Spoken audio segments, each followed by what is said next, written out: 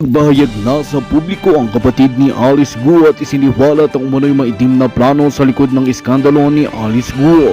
Ayon sa kanya, ginamit lamang umano ang isyu ng kaniyang kapatid upang pagtakpa ng mas malalim na katiwalian na kinakasangkutan ni na Senator Risa Hontiveros at Pangulong Kuting Jr. Ayon sa kapatid ni Guo, may mga planong nakatago sa likod ng iskandalo ng mayor na tila layuning ilihis ang atensyon ng publiko sa mga anomalya na kinakasangkutan ng ilang mga opisyal. Inakusahan niya sina Hontiveros at Kuting Jr. na sinasamantala ang isyu para pagtakpa ng mas malalaking usapin sa pamahalaan. Naglabas din siya ng mga pahayag na nagdudugtong sa mga hakbang ng ilang politiko na naglalayong linlangin ng taong bayan at itago ang kanilang mga pagkakamali. Pahayag din ng kapatid ni Guo na umaasa siyang mabibigyang linaw ang tunay na kaganapan at ilalabas ang katotohanan.